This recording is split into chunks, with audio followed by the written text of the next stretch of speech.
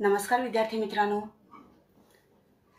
मित्रांनो, कोविड-19च्या या सद्यस्थितीत आपल्या शाळा बंद असल्या तरी आपले शिक्षण चालूच आहे आणि त्याच अनुषंगाने बृहन्मुंबई महानगरपालिका शिक्षण विभाग व्हर्च्युअल ट्रेनिंग सेंटरच्या माध्यमातून व्हिडिओ थ्रू आपण आज भेटणार आहोत। मी निलिमा कदम, आपली व्हर्च्युअल शिक्षिका।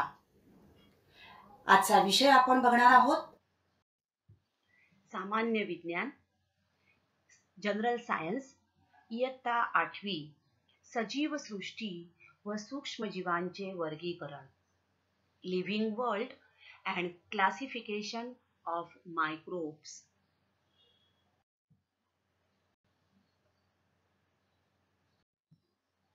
बालमित्रांनो, थोडंसं आपण मागील भागामध्ये म्हणजे इयत्ता 7वी मध्ये आपण काय काय शिकलेलो आहोत ते थोडंसं आठवूया। इयत्ता 7वी मध्ये आपण भौगोलिक प्रदेश, अन्न ग्रहण आणि संरक्षण अशा विविध कारणांमुळे सजीवांमध्ये अनुकूलन घडून आलेलं आहे आणि त्या अनुकूलनाचा सजीवातील अनुकूलन हा आपण या पाठामध्ये या सजीवांमध्ये कशा प्रकारे अनुकूलन झालेलं आहे ते अभ्यासलेलं आहे। अनुकूलन म्हणजेच काय, तर सभोवतालच्या परिस्थितीशी जुळवून घेण्याची सजीवांची क्षमता आणि त्यानुसार मग वाळवंटी प्रदेशात राहणारे प्राणी, थंड प्रदेशात राहणारे प्राणी, वनस्पती या सर्व सजीवांमध्ये हे अनुकूलन घडून येतं आणि त्यामुळेच सजीवांचे जे काही हे गुणधर्म आहेत या गुणधर्मातील ठळक आणि मूलभूत साम्य व भेद यांच्या आधारे त्यांचे ठळक गट तयार होतात। या सर्व सजीवांचा अभ्यास करण्यासाठी शास्त्रज्ञांनी जे वर्गीकरण केलं किंवा वर्गीकरणाची जी पद्धत अवलंबली यालाच वर्गीकरणाचा पदानुक्रम हायरार्की ऑफ क्लासिफिकेशन असे म्हणतात। अनुकूलन साधताना एकाच जातीच्या सजीवांमध्येही विविध प्रकारचे बदल आपल्याला दिसून येतात। आता या सजीवांच्या वर्गीकरणाचा पदानुक्रम कशा प्रकारे शास्त्रज्ञांनी ठरवला, तर बघा, पहिला आहे किंगडम सृष्टी, नंतर फायलम संघ, क्लास म्हणजेच वर्ग, ऑर्डर गण, फॅमिली कुल, जीनस प्रजाती आणि स्पीसीज म्हणजेच जाती। तर अशा प्रकारे ही hierarchy for classification of living organisms has been developed. आता हा अभ्यास करताना कार्ल लिनियस या शास्त्रज्ञाने सर्वप्रथम द्विनाम पद्धतीने नाव देण्याची पद्धत शोधून काढली आणि त्या अनुषंगाने सजीवांना द्विनाम पद्धतीने नाव दिलं जातं। म्हणजेच प्रत्येक सजीवाला एक वैज्ञानिक नाव देण्यात आलेलं आहे। या नावात 2 संज्ञा आहेत। पहिली संज्ञा प्रजाती दर्शवते तर दुसरी संज्ञा ही जाती दर्शवते। आपण इयत्ता 6वी मध्ये याचा अभ्यास अगदी विस्ताराने केलेला आहे आणि कशा प्रकारे सजीवांना ही जी नावं दिली जातात ते आपण बघितलेला आहे। इयत्ता 6वी 7वी मध्ये आपण हा अभ्यास केलेला आहे। आता विविध वनस्पती प्राणी यांच्या संख्येचा विचार केला तर 2011च्या गणनेनुसार पृथ्वीवर असणाऱ्या जमीन व समुद्र यामध्ये साधारणपणे 87 दशलक्ष सजीव अस्तित्वात आहेत। 87 दशलक्ष सजीव जाती अस्तित्वात आहेत आणि अशा या सजीवांच्या संख्येचा जर आपण विचार केला तर या सजीवांचा अभ्यास करणं सोयीचं होण्यासाठी त्यांची रचना, त्यांचे अवयव आणि त्यांची इतर वैशिष्ट्य यांच्यामध्ये असणारं साम्य, भेद यांचा विचार करून सजीवांचं वर्गीकरणाची आवश्यकता निर्माण झाली आणि म्हणूनच सजीवांचे गट आणि उपगट बनविण्याची जी प्रक्रिया केली गेली किंवा शास्त्रज्ञांनी जी अवलंबली तिलाच जैविक वर्गीकरण असे म्हणतात. The process of dividing living organism into groups and subgroups is called biological classification. आता हे क्लासिफिकेशन, हे वर्गीकरण करताना काही शास्त्रज्ञांनी आपापल्या पद्धतीने वर्गीकरण केलं. सर्वप्रथम इसवी सन 1735 मध्ये स्वीडिश वनस्पती शास्त्रज्ञ व प्राणीशास्त्रज्ञ कार्ल लिनियस हे जे होऊन गेले, त्यांनी प्रथम वनस्पतींचं शास्त्रीय वर्गीकरण केलं आणि त्यांनी या सजीवांना दोन सृष्टीमध्ये विभागलं. प्लांटे म्हणजे वनस्पती सृष्टी आणि ॲनिमिलिया म्हणजे प्राणी सृष्टी. हे कोणी आहे? सर्वप्रथम 1735 मध्ये कार्ल लिनियस या शास्त्रज्ञांनी. Divided living world in two kingdoms, that is Plantae and Animalia, or in other words Vegetabilia and Animalia. In 1866 1866 मध्ये अर्नेस्ट हेकल हे एक जर्मन प्राणीशास्त्रज्ञ होऊन गेले. त्यांनी असं सांगितलं की ही जी सजीव सृष्टी आहे त्यांचे त्यांनी 3 भाग केले. 3 भागामध्ये ही सजीव सृष्टी अस्तित्वात आहे असं त्यांनी सांगितलं आणि त्यांनी त्यांना नावं दिली किंगडम प्रोटिस्टा, किंगडम प्लांटे आणि किंगडम ॲनिमिलिया. Ernest Haeckel. त्यानंतर इन 1925 सन 1925 मध्ये फ्रेंच जीवशास्त्रज्ञ Edouard Chatton they created 2 groups. French जीवशास्त्रज्ञ होते, त्यांनी पुन्हा सजीवांचे 2च गट केले. आता त्यांनी काय नावं दिली बघा. दे क्लासिफाईड इंटू प्रोकायरोट्स अँड युकायरोट्स, म्हणजेच आदी केंद्रकी व दृश्य केंद्रकी असे 2 सजीवांचे त्यांनी गट केले. त्यानंतर 1938 मध्ये 1938 अमेरिकन जीवशास्त्रज्ञ हर्बर्ट कोपलँड यांनी सजीवांचे पुन्हा 4 भाग सांगितले बघा. 4 किंगडम क्लासिफिकेशन. कोणाचं आहे हे? Herbert Copeland. त्यांनी काय सांगितले बघा. तर Monera means prokaryotic organism, Protista, primitive eukaryotes plants, Metaphyta, advance eukaryotic animals and Metazoa, advanced eukaryotic. 4 भाग सांगितले त्यांनी. That is Monera, Protista, Plantae means वनस्पती सृष्टी आणि प्राणी सृष्टी ॲनिमिलिया. हे हर्बर्ट कोपलँड. आता हे झालं. या विविध शास्त्रज्ञांनी अभ्यास करून अशा प्रकारे या सजीव सृष्टीचं वर्गीकरण करण्याचा प्रयत्न केला. त्यानंतर रॉबर्ट होर्डिंग व्हिटाकर सन 1969 मध्ये त्यांनी सजीवांची, अमेरिकन वनस्पती इकॉलॉजिस्ट होते हे, यांनी या सजीवांचं 5 गटामध्ये विभाजन केलं. 5 किंगडम क्लासिफिकेशन त्यांनी दिलं. आपण आता साधारणपणे याच 5 किंगडम क्लासिफिकेशनचा आपण आता अभ्यास करणार आहोत आज. That is Monera, protista, Plantae, Animalia आणि फंगाय.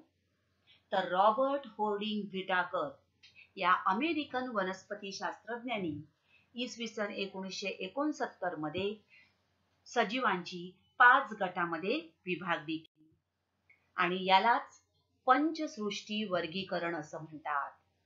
इट इज नोन ॲज सियर पंचसृष्टी वर्गीकरण. सो काय म्हटलं जातं याला बघा, 5 kingdom system of classification. First one is Protista, Monera, कवके फंगाय, प्लांट्स म्हणजेच वनस्पती आणि प्राणी म्हणजेच ॲनिमिलिया. तर अशा प्रकारे 5 kingdom system of classification ही रॉबर्ट होर्डिंग व्हिटाकर यांनी दिली. तर ही जी पद्धत आहे यालाच वर्गीकरणाची पंचसृष्टी पद्धती असं म्हणतात. या ठिकाणी तुम्हाला दिसते बघा, पहिलं आहे मोनेरा, प्रोटिस्टा, वनस्पती सृष्टी प्लांटे, कवके सृष्टी फंगाय आणि प्राणी सृष्टी Animalia. So this is the 5 kingdom system of classification. Robert Harding Whittaker यांची 5 kingdom system of classification. आता ही वर्गीकरण हे जे त्यांनी केलं त्यासाठी त्यांनी काही निकष वापरले. For this classification, Whitaker considered following criteria. First one is complexity of cell structure. पेशींची जटिलता, means they are prokaryotic and eukaryotic. Next, सजीवांचा प्रकार, complexity of organisms. First one is complexity of cell structure.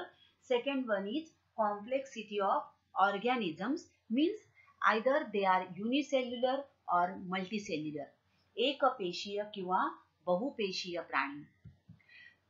तिसरा criteria होता मोड of nutrition, पोषणाचा प्रकार, means autotrophic, saprophytic, heterotrophic. This mode of nutrition ही considered. पोषणाचा प्रकार म्हणजे स्वयंपोषी, परपोषी या प्रकारचं पोषण. चौथा आहे जीवन पद्धती, लाईफस्टाईल, म्हणजेच वनस्पती या उत्पादक आहेत, तर वनस्पतींना खाऊन, वनस्पती हे ज्यांचं अन्न आहे ते शाकाहारी प्राणी, मांसाहारी प्राणी, त्यानंतर विघटक म्हणजेच lifestyle, that is producers, consumers, decomposers etcetera. आणि पाचवा त्यांनी निकष वापरला फायलोजेनेटिक रिलेशनशिप, वर्गानुवंशिक संबंध, म्हणजेच आदी केंद्रकी ते दृश्य केंद्रकी आणि एकपेशीय ते बहुपेशीय. अशा प्रकारे हे काही निकष त्यांनी विचारात घेतले आणि त्याप्रमाणे सजीवांचं वर्गीकरण केलं. आता रॉबर्ट होर्डिंग व्हिटाकर यांनी जे काही निकष वापरले, he considered some criteria.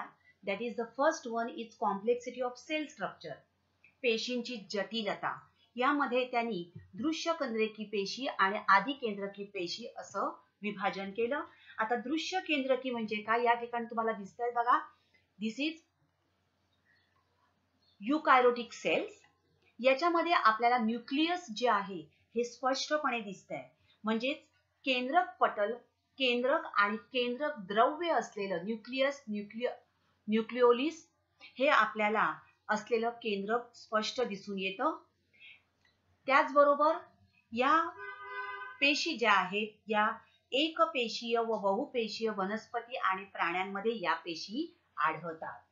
आणि आदी केंद्रकी पेशी, प्रोकार्योटिक सेल्स, यांच्यामध्ये पेशीतील अंगक जे आहेत, आतमध्ये दिसतंय तुम्हाला बघा, याच्यामध्ये पेशीतील अंगकांभोवती आवरण नसते.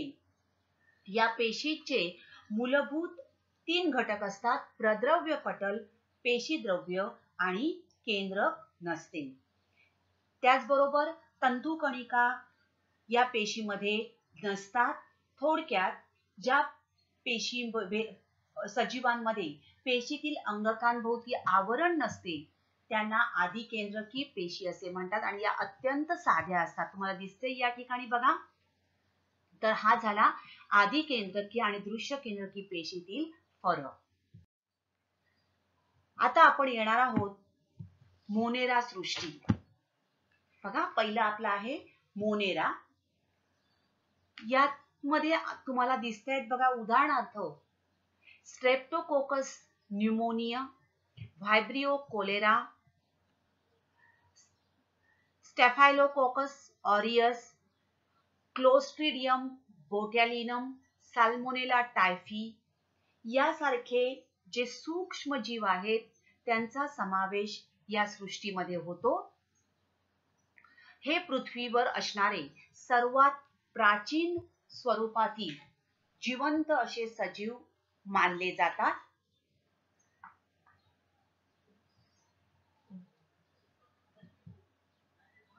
त्यामध्ये वेगवेगळ्या प्रकारचे जीवाणू आणि निळ्या हिरव्या एकपेशीय वनस्पती समाविष्ट आहे. अगदी लहान आपल्याला काडीसारखे दिसणारे moving rod like microbes are lactobacilli bacteria.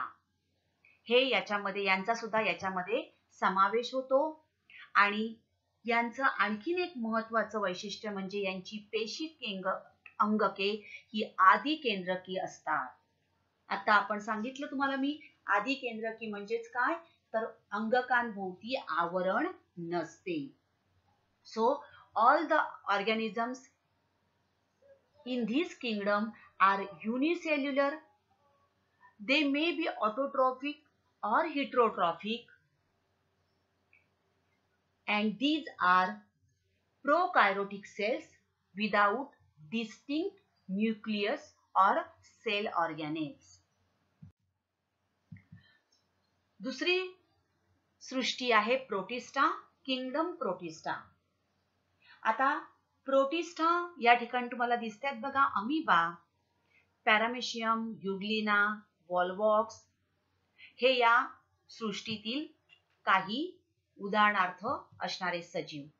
आता हे जे सजीव आहेत हे साधे दृश्य केंद्रकी सजीव असतात. So they are single cell organisms, एकपेशीय सजीव आहेत. हे सजीव इतर जीवांपासून आपलं अन्न मिळवतात. एकपेशीय सजीव असून त्यांच्यामध्ये पेशी पटलबद्ध केंद्र असते. Means they have eukaryotic cells. आणि काही यातील सजीव जे आहेत हे स्वयंपोषी असतात. म्हणजेच प्रकाश संश्लेषण प्रक्रियेच्या माध्यमातून ते आपलं ऊर्जा प्राप्त करू शकतात. उदाहरणार्थ युग्लिना, Volvox, these are autotrophic organisms. Some amoeba have pseudopodia for locomotion, hair-like or for paramecium, hair-like cilia or flagella for locomotion. तर अशा प्रकारे हे सजीव यांच्यामध्ये सुद्धा आपल्याला विविधता आढळून येते. बघा प्रोटिस्टा मधील सजीव amoeba have pseudopodia for locomotion, छद्मपाद असतात. तर काही स्वयंपोषी उदाहरणार्थ युग्लिना अँड वॉल्वॉक्स. तर परपोषी amoeba, paramecium, these are heterotrophic परपोषी सजीव आहेत.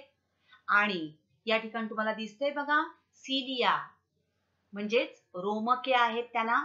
तर pseudopodia or hair like cilia for locomotion. तर अशा प्रकारे प्रोटिस्टामधील हे विविध सजीव होत. Third kingdom that is fungi, कवके.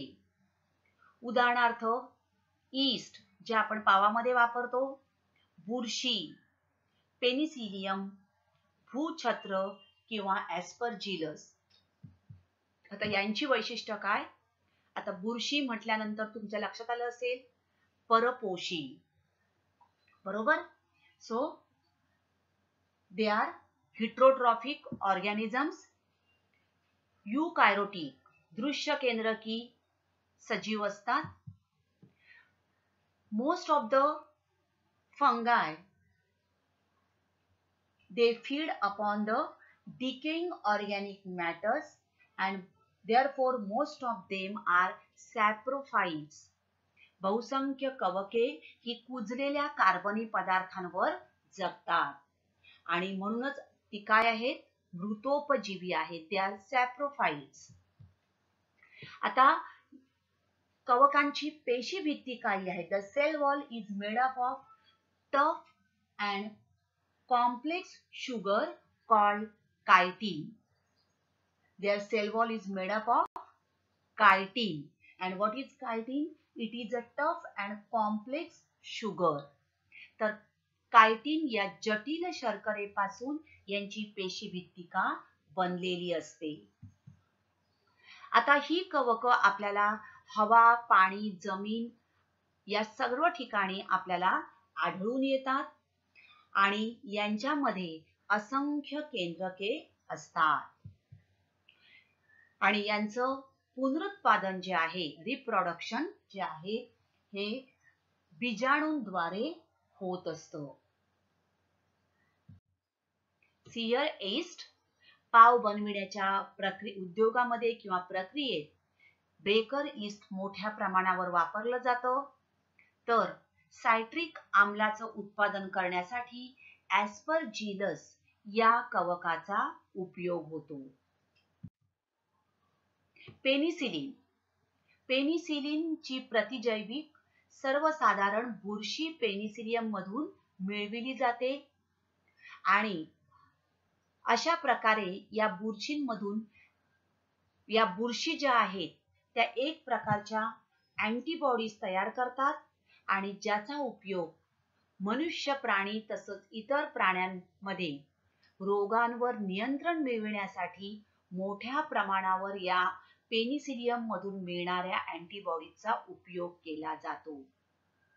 बघा, पेनिसिलिन तुम्हाला माहिती असेल, फार मोठ्या प्रमाणावर या पेनिसिलिनचा उपयोग केला जातो आणि हे पेनिसिलियम जे आहे हे नोटॅटम यापासून मिळणाऱ्या पेनिसिलिनचा उपयोग करून सर्वप्रथम प्रतिजैविके तयार करण्यात आली आणि याचं सर्व श्रेय एक ब्रिटिश वैज्ञानिक डॉक्टर अलेक्झांडर फ्लेमिंग यांना दिलं जातं.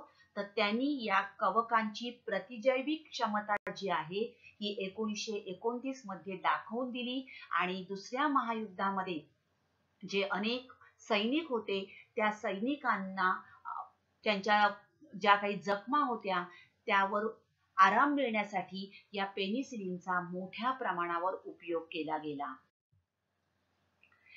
पाव बनवण्याच्या उद्योगामध्ये बेकर ईस्ट मोठ्या प्रमाणावर वापरलं जातं. ॲस्परजिलस हे सुद्धा एक प्रकारचं कवक आहे. तर अशा प्रकारे आपण आज वर्गीकरणाची आवश्यकता का आहे आणि वर्गीकरणाचे प्रकार कोणकोणते आहेत, सूक्ष्मजीवांचं वर्गीकरण कशा प्रकारे केलं जातं ते बघितलेले आहेत. या पाठाच्या आणि या व्हिडिओच्या आधारावर हे वर्ड पझल तुम्हाला मी दिलेला आहे, शब्दकोडा आहे.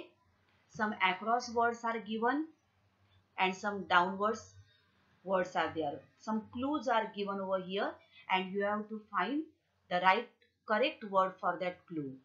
Across, second one, fungus on corns. Fourth one, have cilia for locomotion. Sixth, single-celled with pseudopodia for locomotion. Downwards, first one, autotrophic containing chlorophyll. Third one, Plasmodium lies in this kingdom and Lactobacillia bacteria lies in this kingdom. प्रयत्न करा तुम्ही. तुमचं उत्तर आल्यानंतर पडताळून पहा. See here, fungus on cons. Fungi have cilia for locomotion, that is paramecium. Single-celled with pseudopodia for locomotion, that is amoeba. Autotrophic containing chlorophyll, that is euglena. Plasmodium lies in this kingdom, that is Protista, and Lactobacillia lies in this kingdom. Lactobacillia lies in the kingdom Monera. नावे लिहा. पंचसृष्टी कोणकोणती आहेत? Monera सृष्टीतील सजीव, protista सृष्टीतील सजीव, कवके, प्रचलनासाठी असलेला अमिबाचा अवयव, प्रोटिस्टा सृष्टीतील स्वयंपोषी सजीव, प्रोटिस्टा सृष्टीतील परपोषी सजीव आणि कवकांची पेशीभित्तिका यापासून बनते. या प्रश्नांची उत्तरं तुम्ही लिहिण्याचा जरूर प्रयत्न करा आणि जोड्या लावा. कवक,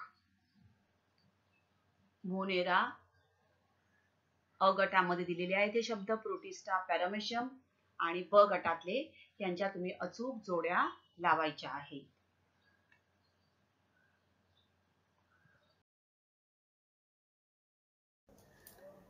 तर विद्यार्थी मित्रांनो, आता आपण इथेच थांबणार आहोत.